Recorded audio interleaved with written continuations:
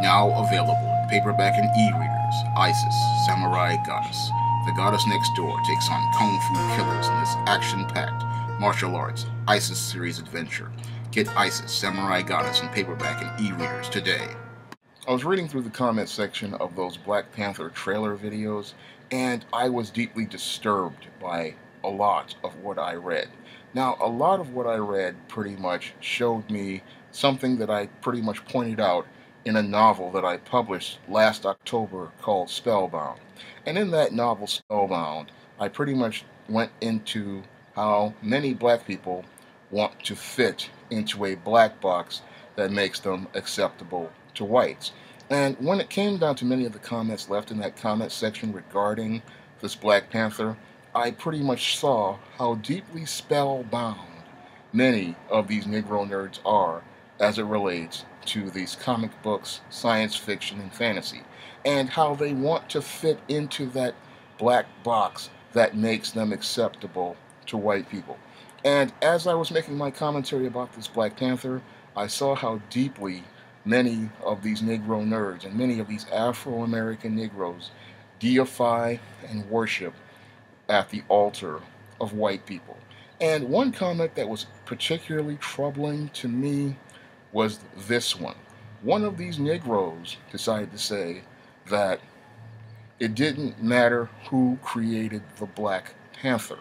And as I listened to that, that was deeply troubling to me as a black writer, a black publisher, and a black fantasy character creator.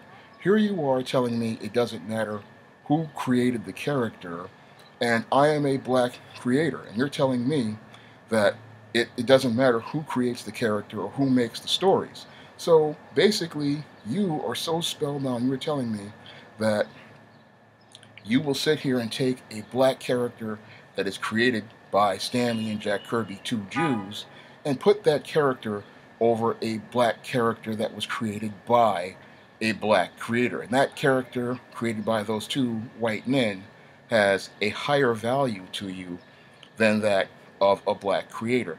You pretty much proved my point about being spellbound and wanting to fit into the white box. Moreover, this same person goes on to say that, oh, the Black Panther is a king, and he's a king of an African country. Well, I have that to say to this. Your Black Panther is the king of an African country in a universe that is pretty much controlled by white people and is a property of white people. Whereas a character like I write, like John Haynes, who is the CEO of a corporation, is the man who rules the world, which is run by a black man. So which character has more power in the bigger picture? The black character who is a king in a kingdom controlled by a white universe, or the black man who is pretty much the ruler of the world in a black universe? Which one has more impact to you? So you say that it doesn't matter who created the Black Panther, but who is more powerful, John Haynes or the Black Panther? As I see it, the John Haynes is much more powerful than the Black Panther. Why? Because John Haynes is a character who was created by a black man. Two, he is a black character in a black universe that is run and controlled by a black man. And three, he is pretty much owned and controlled by a black man. And that third aspect should be the most important thing to many of you Negro nerds, because when your company is owned and controlled by a black man, guess what? The image of the black man is controlled by black people. It is a black owned property. It is a black property controlled by a black man. It is a black property owned by a black man. And guess what? When it's owned and controlled by a black man, guess what? A black man is controlling the image of black people. And this is something that goes over the heads of many of those Negro nerds who wanted to deride me and castigate me for making criticisms of the Black Panther. As a black publisher, I own black properties. As a black publisher, I control black properties. As a black publisher, I control the image of African Americans. So I have tremendous power that many of these Negroes just don't understand about. Even though I am a small independent publisher, I have tremendous power over the black image. And I make efforts to present a positive image of African Americans out here. And I pretty much try to tell those stories about black people that most black people don't see. All most black people who are spellbound see is that Black Panther is a king in the Marvel Universe. Well, he is a king who is controlled by white gods. And because he is controlled by white gods, you see this Black Panther as having a higher value, and the real person who has the real value and the power is a character like John Haynes, who pretty much is the ruler of his own world. He is the front and center um, character in the SJS Direct Universe. The foundation of the SJS Direct Universe was built with his story, and he pretty much is the lead character. Now, characters like Isis, they also are important to the SJS Direct Universe as well, because here we have a black woman who is a part of a black universe and is a prominent character in a black universe. So we have a black man and a black woman in a black universe controlled by a black man. Same thing goes for the Esteem character, who is a major part of the SJS Direct Universe, who works side of John Haynes. And when you see them on the cover of The Temptation of John Haynes, guess who you see? A black man and a black woman. And this black woman, Esteem, goes through so many changes that she pretty much transforms into a great black woman to stand at the side of that black man. But no, that doesn't have any value to many of those Negro nerds. No, the Black Panther is the great character because he's been created by these white people. And these white people pretty much created this character who says that he is a king and is a king of an African country that is in a white-owned universe and is controlled by white gods, so that character is important. Then many of these same people talk to me about Storm and how Storm is a goddess. Well, Storm, again, is a blue-eyed, white-haired goddess who was created by two white people and is the white person's idea of what black women should be.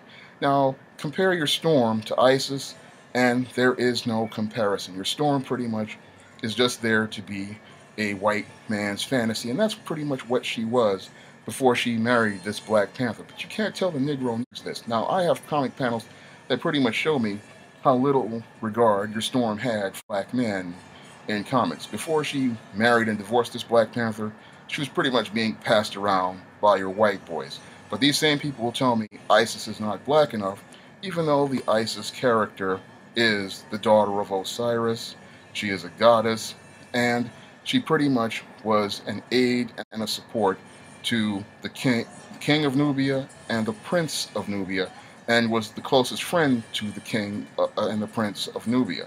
And she was the best friend of the prince of Nubia in a story like Omari's Revenge. Moreover, your Isis character pretty much traveled all the way from her journeys in Japan over 1100 years to America, experienced racism, married a black man. This is all featured in the first Isis, and had a black child. And she pretty much went through seeing her family murdered and lynched in the first Isis. But this character is never considered black by black people. They say she's not black enough, even though she has experienced slavery in Nubia and experienced slavery and racism in America, and pretty much tried to help black people during the Reconstruction, and even tried to help black people during the period of Jim Crow by establishing the Thetas sorority.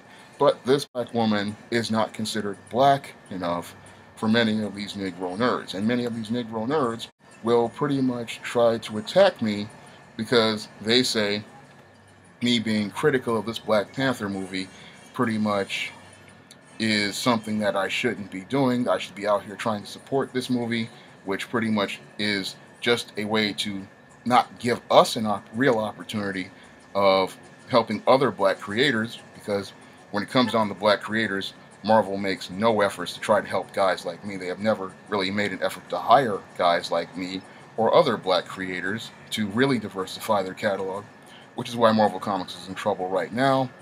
But to them, we have to go see this Black Panther movie, even though Marvel Comics has made next to no efforts to try to hire black creators, work with black creators, or try to bring in black writers and black artists to its publishing arm.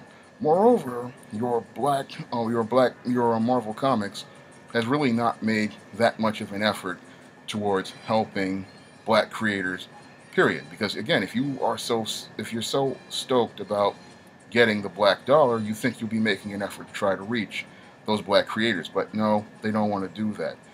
But you can't tell these Negro nerds this. According to these Negro nerds, we need to support this Black Panther movie, and we need to go out and go support them, even though they have never really made any efforts towards supporting black creators, black artists, black writers, and really no real efforts towards supporting black films. And that's really troubling when you think about how much Wesley Snipes did to pretty much save the superhero movie genre. Now, back in the 1990s, when the superhero movie genre was at rock bottom and Joel Schumacher had pretty much made superhero movies die with that atrocious Batman Forever and Batman and Robin, Wesley Snipes came out with Blade, and Blade pretty much revived the entire superhero movie genre. What happened after that? Did we see more black superhero movies? No. They went right back to business and let Wesley Snipes go on his way. They pretty much abandoned Wesley Snipes. But many Negroes actually believe that we're going to see more black superhero movies. And what's really backwards about that statement, you know, is that there aren't that many properties out there for Marvel or DC to make regarding black superheroes. And many of those properties are extremely obscure. I mean, who's going to spend $100 million on a Falcon movie? Who's going to spend $100 million on a Blue Marvel movie? Who's going to spend $100 million on a Battlestar movie? How are these properties going to open up the market for um, new superhero movies on the Marvel side or the DC side? And what bad guys would these guys face? I mean, think about it. These guys aren't really the deepest characters. They don't have the deepest rogues galleries, and they don't have the deepest stories to adapt. So that whole argument about this Black Panther movie opening the doors for black superheroes and black superhero movies, that's pretty much a wash when you think about it, because the roster of black characters at many of these companies does not run that deep, and two, the stories you can adapt are not that many. So we look at that, and that's a wash from that point. Another point that's a wash is the historical context, because remember, after Blade came out and pretty much revived the superhero genre, did we see a revival of superhero movies that featured black properties? No. In 2000, when Halle Berry played Storm, she was a fifth wheel in the background. That pretty much shows us how little they regard black characters in these movies. And none of the black characters have ever played a prominent role. But because black characters have a small resurgence, you have the Negro nerds hoping, wishing, and praying that this will lead to a revival that leads to the people paying attention to them, and especially white people paying attention to them, because that's what this Black Panther movie pretty much represents to them. It represents getting the attention of white people, getting the approval of white people, and being acknowledged by the God who pretty much controls their comic book universe. For them, being a part of a comic book universe is being accepted by whites, and the reason why they like the Black Panther so much because he's a black person who has been accepted by whites. They really aren't about real creativity and creating your own universe and being the master of your own world like I am, because that's one of the things I do with my characters, is show that the black characters are in their own universe, they're in their own world, and one of the things that is prominent in most SJS Direct books is this. Most of those characters aren't looking for white acceptance, white approval, or white validation. They are in their world, living their lives, doing their thing, and they spend their time doing their thing for themselves. That's what, to me, is what a universe of black characters should be. It is a world pretty much created by us. It is a world created for us. It is a world that pretty much shows a positive example to other black people of how we should live and how we should pretty much be in living our lives. Our lives should be about putting ourselves first and focusing on what is important to us.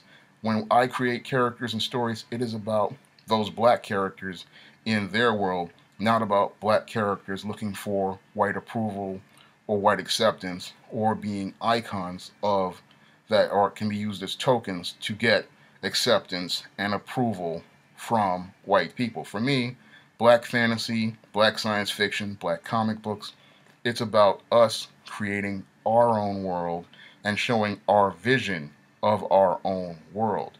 And this is something that many of these black Negro nerds don't get about black fantasy or black science fiction. This is where my vision pretty much differs from theirs. My vision for black fantasy and science fiction is creating a world for black people, showing them a bigger picture of the world of black people, and showing us that we have a just as great a world, or even a better world, than the world that is presented to us by the mainstream media, and showing the picture of the world that I believe people like John H. Johnson and many black authors were trying to do during the Jim Crow period, when we had our own black businesses, when we had our own black institutions, and when we were living our lives for ourselves and not to win the acceptance and approval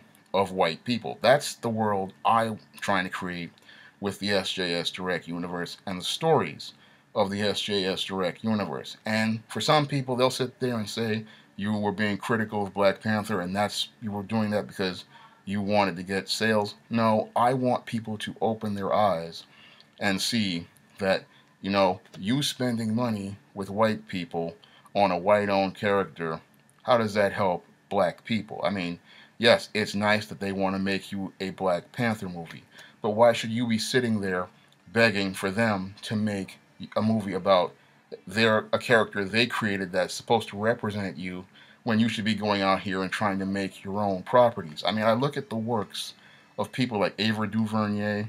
She pretty much showed me how you can pretty much make your own stuff. And I saw that with the way she did I Will Follow.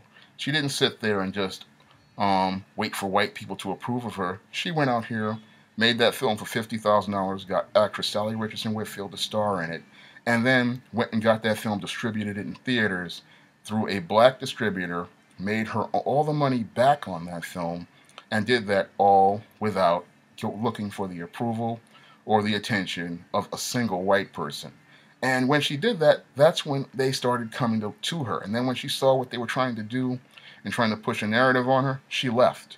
And the reason why she left, as I see it, is because she understood the image of black people and why it's important to control the image of black people. Because when black media is controlled by black people, we control the narrative, we control the story, and when we make the money, we have the money and the power to control the influence of that media and that narrative. That's why a publisher like me is important, because we pretty much are making efforts to control the media and the narrative and the image of black people. But to many of these Negro nerds, that's not important. It doesn't matter who created the Black Panther to them, but it's important to me why I created John Haynes. It's important to me why I created ISIS. It's important to me why I created Eastine. Why did I create those characters? Because I wanted to create positive characters, because when I open up a Marvel comic or a DC comic, I don't see me in the forefront. I see me in the background. I see me as an ancillary character. I see me occasionally getting to be in the front of the story, but after a couple of months, I get pushed back to the background, and then the white heroes come to the foreground. The only place where I saw characters that looked like me, I saw it as to do was to make my own. But you can't tell that to the Negro nerd because in the eyes of the Negro nerd, the white man's ice is always colder, and the white man's characters are always better than his own. And this is why they will sit there and tell me a Wakandan king who is controlled by a white god is more important than a black man who rules his own world. And that pretty much shows me how dysfunctional many of these Negro nerds are and how dysfunctional their thinking is because they only like science fiction and fantasy not to open up that vision and see a world with themselves in it. They are looking to be a part of a world where they get acceptance from white people. And if you want to try some of the stories in the SJS Direct Universe, such as The Temptation of John Haynes and the ISIS series, you may do so by clicking the link to Amazon.com in the description box. And if you want to help me pay for the covers for the SJS Direct 2017 catalog, which was delayed for the last almost 6 months, you may do so by donating $1 or more to my Patreon by clicking the link in the description box or to PayPal in the description box. That's all I have to say for this video. You can comment, rate, and subscribe.